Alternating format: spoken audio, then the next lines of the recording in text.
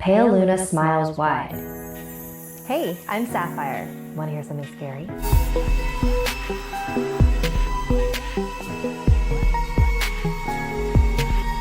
What better way to celebrate Snarl's new gaming channel, Slaytrix, than with a story about a video game with a deadly secret?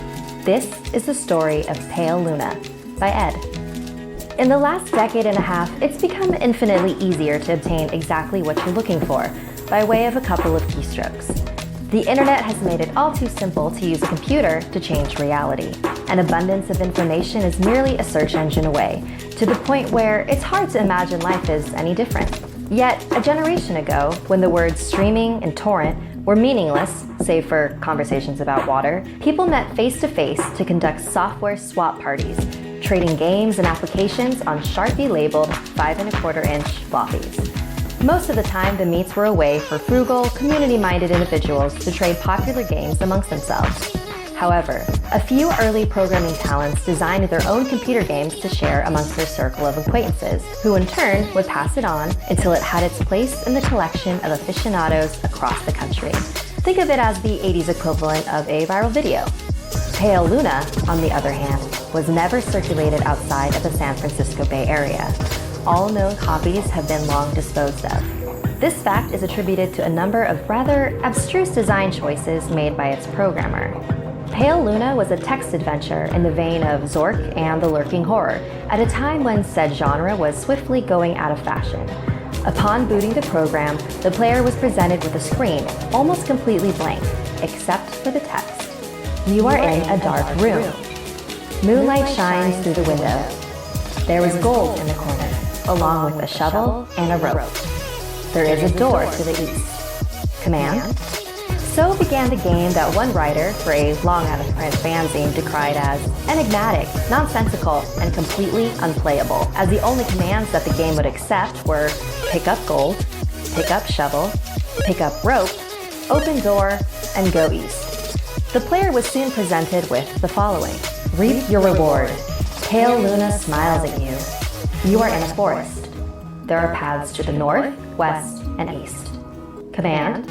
What quickly infuriated the few who've played the game was the confusing and buggy nature of the second screen onward. Only one of the directional decisions would be the correct one. For example, a command to go in a direction other than north would lead to the system freezing, requiring the operator to hard reboot the entire computer. Further, any subsequent screens seemed to merely repeat the above text.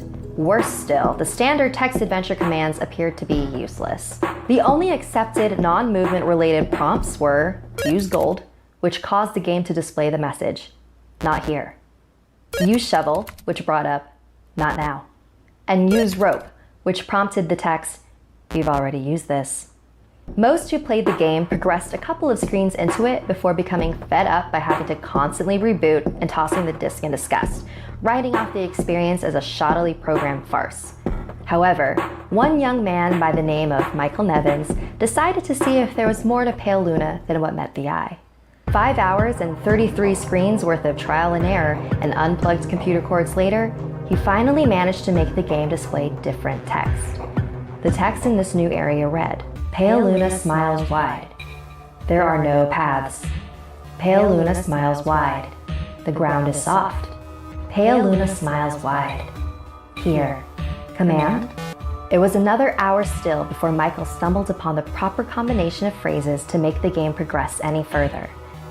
Dig hole, drop gold, then fill hole. This caused the screen to display. Congratulations! After some deliberation, Michael came to the conclusion that the numbers referred to lines of latitude and longitude. The coordinates led to a point in the sprawling forest that dominated the nearby Lassen Volcanic Park. As he possessed much more free time than sense, Michael vowed to see Pale Luna through to its ending. The next day, armed with a map, a compass, and a shovel, he navigated the park's trails, noting with amusement how each turn he made corresponded roughly to those he took in-game. Though he initially regretted bringing the cumbersome digging tool on a mere hunch, the path's similarity all but confirmed his suspicions that the journey would end with him face-to-face with an eccentric's buried treasure. Out of breath, he was pleasantly surprised by a literal stumble upon a patch of uneven dirt. Shoveling as excitedly as he was, It would be an understatement to say that he was taken aback when his heavy strokes unearthed the badly decomposing head of a blonde-haired little girl. Pick up gold. Pick up rope. Use rope. You've already used this. Use gold. Reap your reward. Dig hole. Drop gold. Then fill hole. Pale Luna smiles at you. Michael promptly reported the situation to the authorities. The girl was identified as Karen Paulson, 11, reported as missing to the San Diego Police Department a year and a half prior. Efforts were made to track down the programmer of Pale Luna, but the nearly anonymous legal gray area in which the software swapping community operated inescapably led to many dead ends. The rest of Karen's body was never found. Like this video if it gave you the chills, and don't forget to subscribe to Snarled and our new gaming channel, Slaytrix. And if you dare to follow me, my links are in the description below. Until next time, sweet dreams.